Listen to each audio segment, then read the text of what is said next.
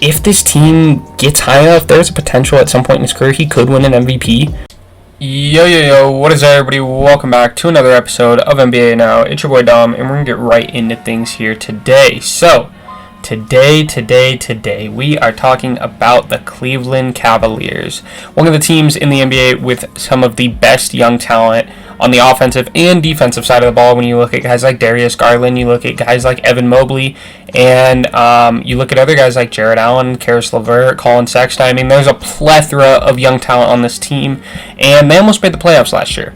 So we're going to get into a lot of different things on this team. I think this team looks like they're going to be super fun coming into this next season. If you guys do enjoy, make sure you guys drop a like, subscribe for more, and I appreciate you guys checking it out. But without further ado, so this team almost made the playoffs last year. Like I said, they were in the play-in game. If there wasn't a play-in game, they had a better record than the team that eventually got the 8 seed, which was the Atlanta Hawks, who were 43-39. Cleveland was 44-38 and didn't make it, and then Charlotte was also 43-39 and didn't make it after that. It's a pretty steep decline down to New York at 37-45. Very different than the Western Conference for a change, right? We saw the East be very kind of crunched together there, which I think made it more difficult for the Cavs, who were on pace for like 50-something wins until some injuries kind of came up following the All-Star break, in which we saw that kind of slow down a lot. They lost a lot of their final games, which kind of took them out of that top 4 seeding, which they were kind of in. But when you look at the East, I mean, it was compact. Miami Heat had 53 wins, but after that, there's 3 teams with 51 wins, and then every team after that is in the 40s until obviously the 11th seed. So very compact East compared to the West, like I said, where we saw a 64-win Suns team at the top. We saw a 56-win Memphis team, a 53-win Golden State team, all teams that were higher than the first seed in the East. But when you look at the bottom of the West playoffs, we saw teams like the New Orleans Pelicans with 36 games sneak in. The Clippers obviously lost in the play-in, but they had 42 wins. And then the San Antonio Spurs had 34 wins as well. And then that first team out was the Lakers with 33-49. So pretty different for the first time in a long time, where we kind of saw that the overall East records be higher than some of the overall like playoff records for the Western Conference, in which in like the 2010s it took 50 wins to make the playoffs as like a 6 or 7 seed in the Western Conference, and that wasn't necessarily the case this year for kind of a first time in a while. So it was closer to that for the Eastern Conference. So that's something to keep into consideration. But this team was one of the most interesting teams last year. Obviously, they were one of the biggest teams last year, starting Lauri Markkanen at the 3, having Evan Mobley be drafted number 3 overall and being an outstanding rookie on both sides of the ball. Obviously, a lot of offense still to come for him. But when you look at what he was able to do on defense, I mean, when you have a guy that is even thrown out in talks for Defensive Player of the Year as a rookie, you've got somebody special, right? Like, this is a guy that he's gonna win one. He's gonna win at least one. He looks like a generational defensive talent. He can do anything you need not even big, just as a modern defender, right? Like, you look at some of the guys that we would consider being Defensive Player of the Year caliber players. Giannis has won it. He can defend the paint. He can defend the outside. He can get the blocks. He can get the steals. And then he can turn it into offense, right? You look at Ben Simmons, a guy who was in Defensive Player of the Year voting when he last played, which, like, he is an all-around defender. He just can't cover the rim. Well, I would say Evan Mobley as a rookie was a better defender than Ben Simmons ever was. And Ben Simmons is, if not the best perimeter defender in all of basketball, right? So, I mean, Evan Mobley, he's that guy on that side of the ball, and he projects to be an all-time great defender. We'll see if he can kind of capture that potential, obviously, that he has. Maybe his frame needs to come out a little bit more. There was questions about that coming into the league and stuff like that. Will he play center in the future? Looking past Jarrett Allen on this team, we'll have to wait and see. Obviously, centers get a lot more recognition typically from a Defensive Player of the Year standpoint. Now we have, seen that change and stuff like that. Obviously, this last year, Marcus Smart playing point guard for the Boston Celtics, being more of a 2-guard, but this last year playing point guard for them. Going on to, win the Defensive Player of the Year for them. on one of the best defensive teams in basketball. And that switchability that Evan Mobley has, I think, is going to be very helpful. It's kind of, you look at Giannis winning it, that's a big reason why he was able to win it, because he can kind of do it all. Evan Mobley can kind of do it all. But he pretty much covers the entire court defensively. And then he has an anchor below him in Jared Allen, who is one of the best shot blockers in the league.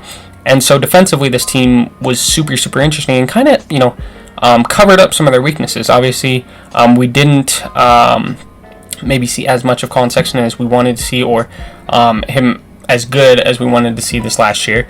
But they do have that smaller backcourt when they have both those guys in Collin Sexton and Darius Garland. And then, Lauri Markkanen at the 3. He's not a very good defender at the 4, and he definitely doesn't have the foot speed at the 3. But that didn't matter. They were an elite defensive team because of that back-end defense, which is something that's different than we've kind of seen a lot in modern basketball, other than really Rudy Gobert being, kind of an anchor to a defense in the way that these two guys were last year, which is a testament to Rudy Gobert, considering I just compared him himself to two phenomenal defenders, and pretty much said that was, the only time that we've seen that much of an anchor in modern defense, at least in the last few years, right? And I think the most interesting part about this team is Darius Garland, but we'll get to him. If we look at, some of the stuff that's been going on with this team in the offseason, apparently, I didn't really know this, but there have been Donovan Mitchell trade rumors, apparently, for the Cleveland Cavaliers, so I guess they're trying to get in on the sweepstakes.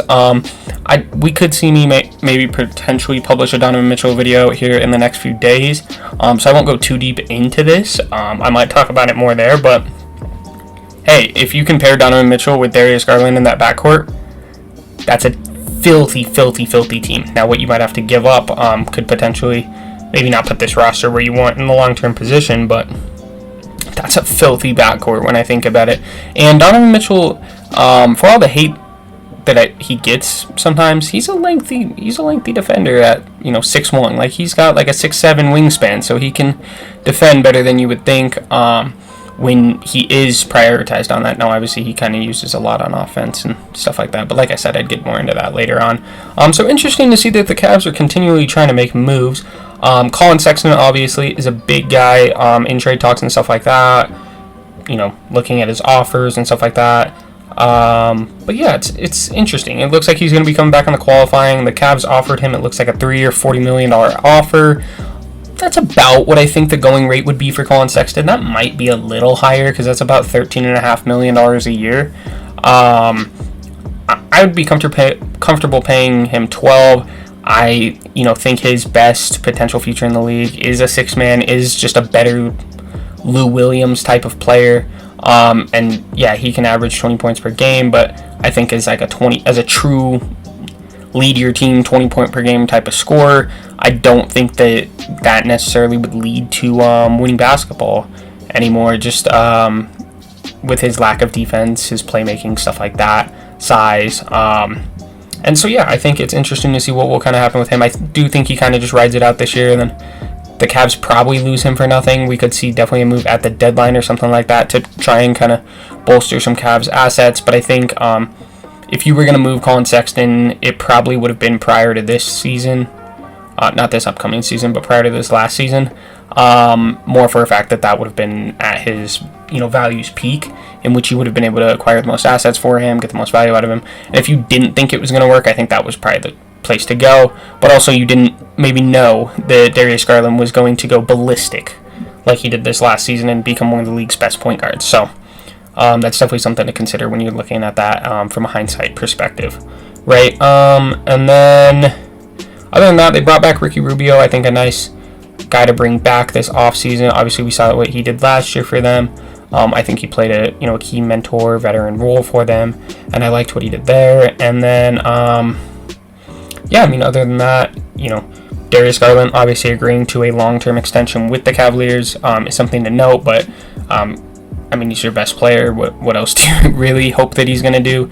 And I think the Cavs have shown a lot of faith in him, especially even going back all the way to the draft when, if my memory serves me right, I believe they traded up with Minnesota or Phoenix to get to the position where they could pick him, or he might have just fallen to them. I can't can't remember that off the top of my head. But yeah, I mean, when you look at that, like, this team has shown faith in him. He didn't play a ton in college. He struggled his rookie year efficiency-wise. He showed some flashes and stuff like that.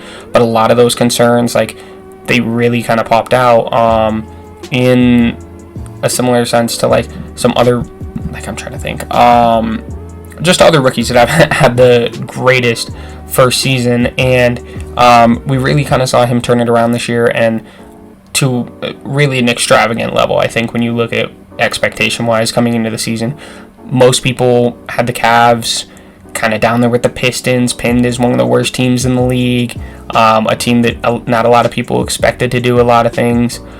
Personally, I didn't think that they were going to be a 44-win team projected to win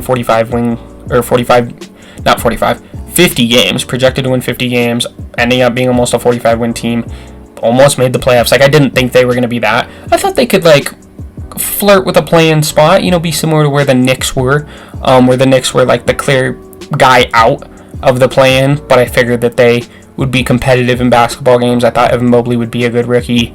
I did not have any idea that he was going to be this good. I mean, I remember watching some of his games at USC, and just, I mean, when you, like, it was even clear there when you watched him on defense, like, okay, he's going to translate to the league. I do think his thin frame was a little worrisome for me.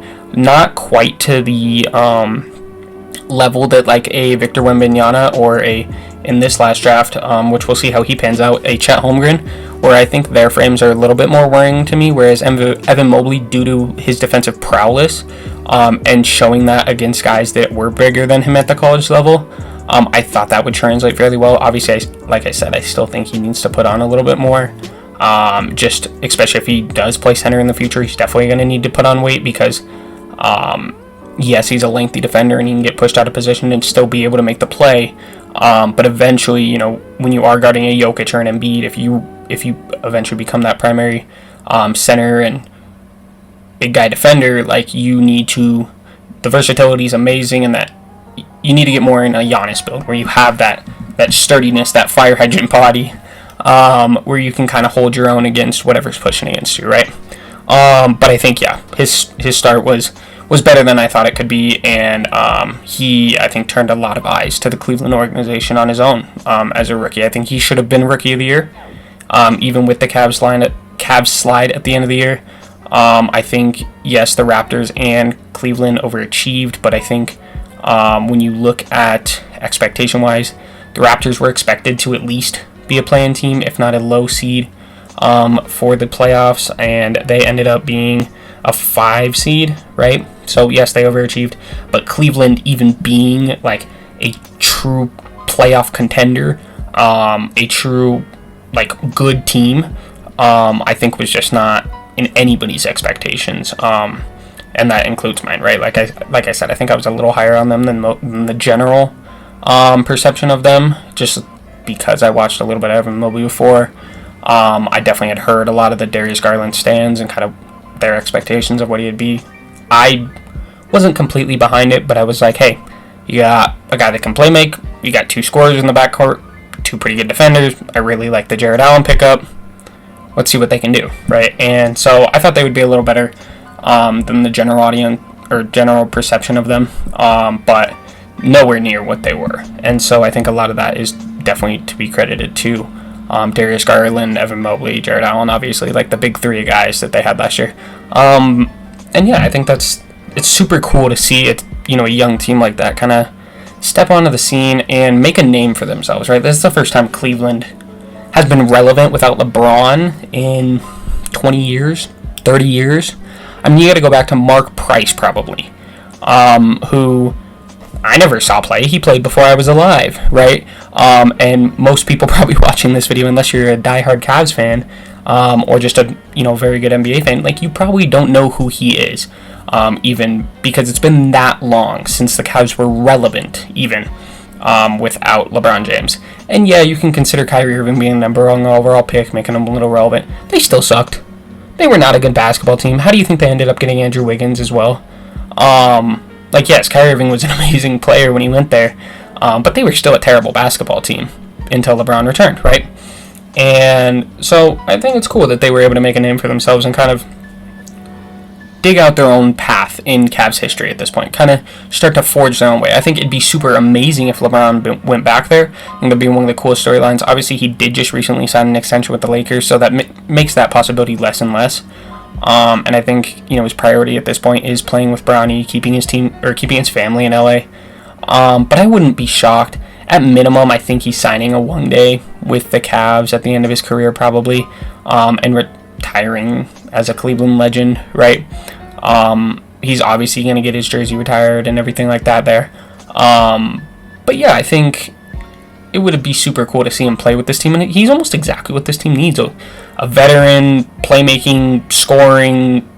He can obviously play more defense on this team, as he's not relied on as much offensively, and he's obviously not even relied on as much defensively. And so I think he'd be perfect for the team. And so I think that's why a lot of the fan speculation is of him potentially going back there at some point. But yeah, we'll have to kind of wait and see on that. As for the rest of the actual roster that they're going to have going into this next season, it's about the same, right? They kind of opted for the run it back tactic. They obviously are going to have Evan Mobley. They brought in Robin Lopez and Raul Neto. I think Robin Lopez, he's kind of bounced around the league a little bit, but he's been a good mentor where he has gone. And I think that's why he keeps getting jobs. I don't think he necessarily gets jobs for his production, but I think as a locker room guy, as a mentor to some of these younger bigs that they have on this roster, I don't hate that pickup. Raul Neto should be a serviceable backup point guard. I mean, if Ricky Rubio doesn't come back from his injury super well, he definitely is a guy that you're not going to worry about as your backup point guard. Like, he can play the backup point guard at a fairly serviceable level. Like I said, Ricky Rubio, bringing him back, I think he was pretty huge for him last year. We'll see if that continues this year. I don't expect him to start. I expect him to be in line for that backup point guard job. Now, Raul Neto could easily beat him out. Like I said, it all depends on how he comes back from his injury. But again, another veteran locker room guy that I think is good to have with some of this young core that they have there. And then they did draft Isaiah Mobley, who's Evan Mobley's brother. So I do kind of hate that for Isaiah Mobley. Obviously, he gets both his brother, and I think the main reason they did that is the same reason the Bucks, bring in Thanasis and teams go after his other brother and stuff like that, is to keep their star happy or to try and allure one to another location. But yeah, I do kind of hate that for Isaiah Mobley, because he was kind of stuck in Evan Mobley's shadow at USC, and now he's going to continue to be stuck in that shadow. So we'll see what he can do, but he's definitely a guy that has some potential as well. And then when we keep looking down, they drafted Ochai Agbaji, who looks to be a pretty solid player to come in for him. I know when he was drafted, there was kind of rangy takes on him, like, oh, this is a bad draft decision, this is a really good draft decision. Pretty much when you look at it, he's going to be a guy that comes in, he's an older college player, he's going to come in, be pretty solid. I wouldn't say he's going to be a Desmond Bane, right, but he's going to come in and be a better rookie. He's going to be one of the better first-round picks. Like, there will be some first-round picks that don't pan out. There'll be some that don't play enough. There'll be some that are in the G League. And he's going to be a guy that gets playing time because he's a veteran rookie, essentially, right? He's coming in at, 22? He was born in 2000. He's coming in at 22 years old. He'll turn 23 during the season. That's pretty old, typically for a rookie. So, he's older than Evan Mobley, right? He's older than your last year's first round pick. I think he'll come in and contribute right away. If his shooting and defense can be where it is, he potentially could start for this team if they move away from that three big lineup, having Lauri Markkanen at the three. And so I think, yeah, he's solid. If not, I really like him in the backcourt next to Darius Garland, a little bit bigger. You can kind of take on the best perimeter defender. You can kind of try and hide Darius Garland more defensively. Obviously, this team was very good defensively last year, but the more better defenders you have out there when you don't have a great defender, the easier it is to hide them, right? Obviously, the Brad Stevens hiding Isaiah Thomas model always comes to mind, but they had a lot of lengthy defenders on that team, and it allowed for Isaiah Thomas, being the smallest player in basketball, to kind of be unnoticeable and put him in MVP conversations, right? And I'm not saying that's necessarily going to happen for this team, but bringing in more of those defenders is obviously helpful. They already had Isaac Okoro on the roster, a guy who is very, very good defensively. He's pretty much Ochai Agbaji without a shot, and he's better defensively than Ochai, I think. But yeah, if Agbaji can kind of be a little bit less of a defender than Okoro, but still be able to shoot, that would be huge. I think that's almost what they would want from Okoro from a organizational standpoint. So maybe the team kind of admitting fault on the drafting of Okoro. Now he still has potential, still super young. No player in their third or fourth year really should be given up on. I mean, we've seen players. Look at Victor Oladipo, right? A guy that nobody thought would become an all-star, and a guy that, like the Miami Heat this next year, relying on this guy re-breaking out, getting back to what he was with Indiana, which he didn't get to there until 8 years into his career, right? And he was a top 3 pick in the NBA draft. But he got there eventually, and so I think there's no reason to give up on a guy too early in his career. Obviously, if he works on that shooting and stuff like that, he can definitely get there. And funnily enough, Ochai Agbaji is older than Okoro as well, so give him time and stuff like that. But I think Agbaji is a little bit more NBA ready than Okoro is, and Okoro's been in the league. And then Lauri Markkanen, obviously a guy who they ran at the 3 last year. We could see him move to more of a bench role, but he is one of the better shooters on the roster. I think that's a big reason you saw him at the 3 last year. I did watch King of the Fourth Quarter, Kenny, his series where he kind of goes through every NBA team and he picks like a fan of that team and he brings them on for kind of like a 20-30 minute just talking session, kind of like we do here, about the team. But he kind of goes back and forth with them and kind of sees what they think and expect for it the upcoming year. Like, they were talking exactly kind of like that. Like, some of the reasons that Lauri Markkanen was just on the court was just to add shooting, because there's not a lot of shooting on this team.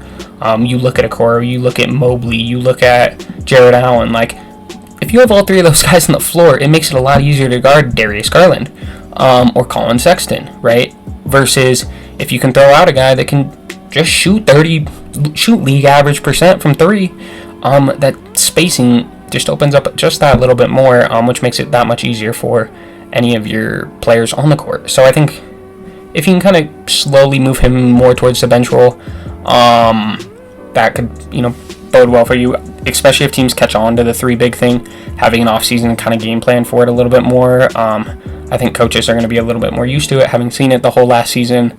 And so I think that's where Agbaji comes in super nice as a rookie to provide some of that shooting without giving up some of that defense, right?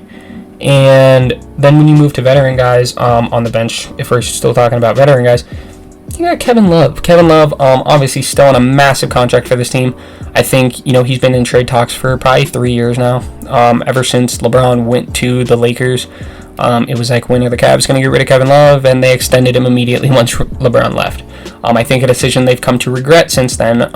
But his contract is quickly coming to an end. He's only got like a year or 2 left on it at this point. So if he is going to get traded, you're coming up on that time when it would come. But I think off the bench, he was pretty solid for them.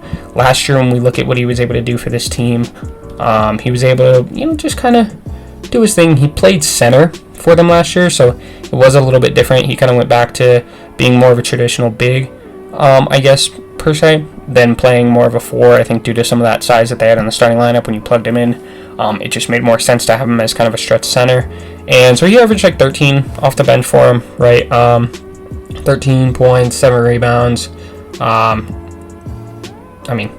Never been a crazy defender, right? He shot 39% from 3, so he's one of those guys that could shoot. So having him out there was definitely beneficial for this team. And when we look at his contract, I'm trying to pull it up. Like I said, there shouldn't be that much left on it. So this next season he's owed $31 million. It's not showing me, but regardless, like I said, this is either his last year or his second last year left on his contract, and so that shouldn't hinder the team too much going forward. I think, Jetty Osman, I guess, is a guy you can throw out there. Dean Wade's a guy, I guess, you can throw out there. Solid NBA players. Lamar Stevens is another guy you can throw out there as another solid NBA player. This last year, in his only sophomore year in the NBA, we saw him kind of do a little bit, I guess. He was able to go out there, get about 6 points per game. Just was a solid role player. He, again, another guy that can't really shoot that well, or hasn't shown quite that ability yet, so we'll see if anything comes of him. But he's another young guy on this team. So they do have some depth with just some like other guys that can kind of go out there, take up some minutes, try and show some potential, maybe break out, who knows. I would throw Dylan Windler in that category, a guy that you hope eventually can kind of turn into a knockdown shooter. If it really happens, who knows? He's a 25-year-old sophomore last year. He only averaged 2 points. His rookie year he averaged more. And his rookie year, he shot about 33% from three. This last year, he only shot about 30%. Some of minutes just have kind of gone away with him not being a great defender and stuff like that, and not getting to a knockdown shooter level. So who knows? But another guy that's kind of there. And then the last big guy to talk about is Caris LeVert. So obviously, hope he is healthy for the whole next season, right? He did deal with some health stuff last year, and kind of before, he's had some he's had some injury issues throughout his career. He had some health stuff come up this last season, but he was traded from Indiana to Cleveland, and like I said, I hope he can stay healthy. Obviously, I'm not going to blast out what kind of happened and everything there, but if you don't know, you can look it up and stuff like that. But yeah, I mean, he's a guy that he fights through stuff, and so he's a guy that I'd like to see do good. I remember him on the Brooklyn Nets with D'Angelo Russell when they were the team that made the playoffs back then, before they got Kevin Durant and everything like that. And he was electric to watch. I mean, the game winners this guy would hit. He looked like he was a future star. I mean, he averaged 20 points per game that last season, and yeah, well, he averaged 18 that next season when he got traded from Brooklyn to Indiana. He averaged 20 technically, but yeah, he was just a phenomenal player for the Nets and a really fun player to watch back then. I hope that he can kind of get closer back to that. He didn't quite get back to that in Indy, as they kind of had a lot of guys that were trying to be in that scoring role. And obviously this last season for Cleveland, he wasn't great. He only averaged 13 for Cleveland. He was better in Indiana. Now, it was a small sample size. He only played 19 games there and only started 10. In Indy, he played 39 and averaged 18. So take that for what you will. It's a bigger sample size. But so far with the team, he hasn't been phenomenal. Obviously, his next season, I think having more time with the team and stuff like that, a whole offseason with them, I think he fits super well whether you play him at the 3 or at the 2 with Garland.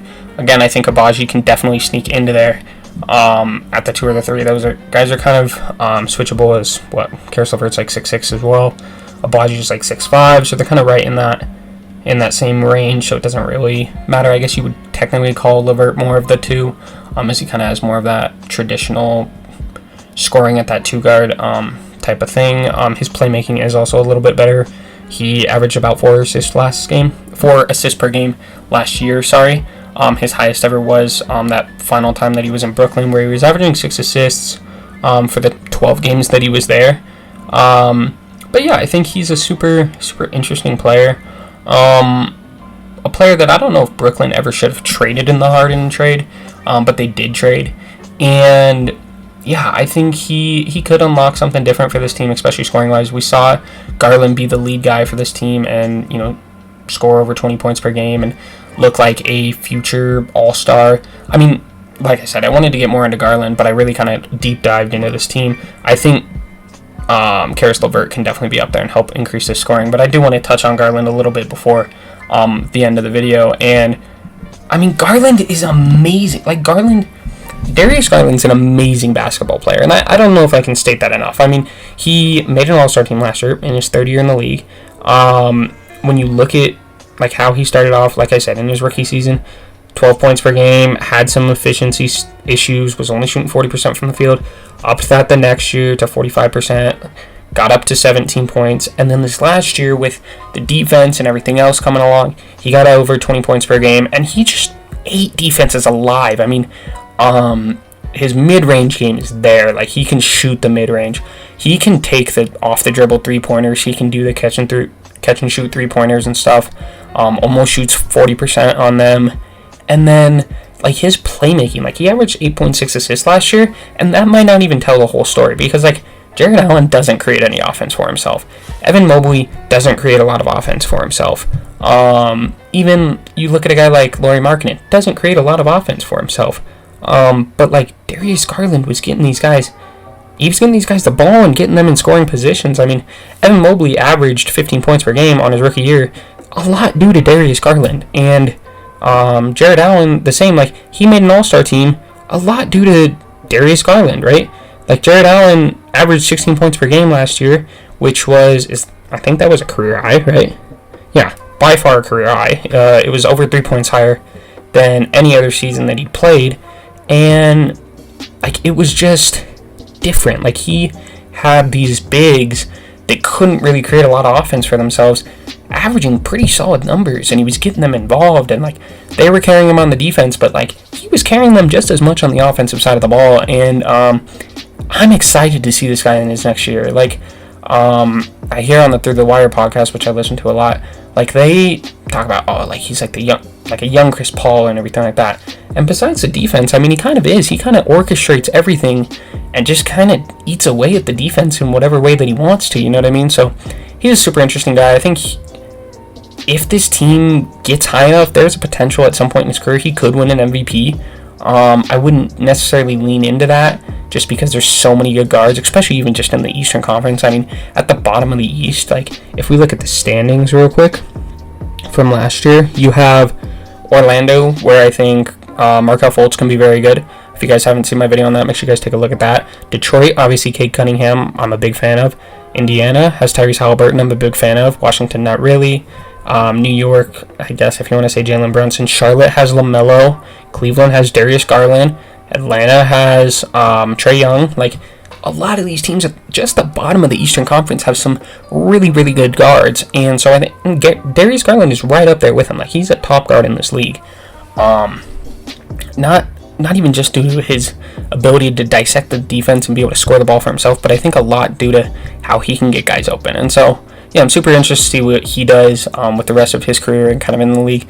Let me know what you guys think the Cavs can do down below. I know this was a little bit of a longer video than I normally do, but honestly, the Cavs do excite me coming into this next season. And, I mean, the Cavs could be a top 4 seed this next season. Darius Garland could be, in MVP voting. This team could have multiple All-Stars.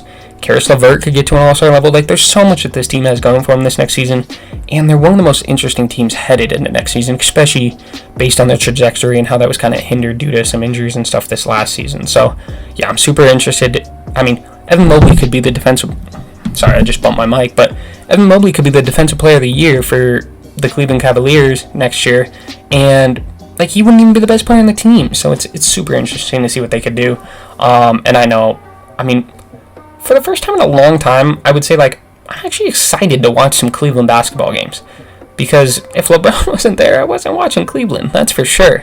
But yeah, hope you guys enjoyed. Make sure you guys drop a like down below, subscribe for more, and I'll catch y'all next time. Peace out, guys.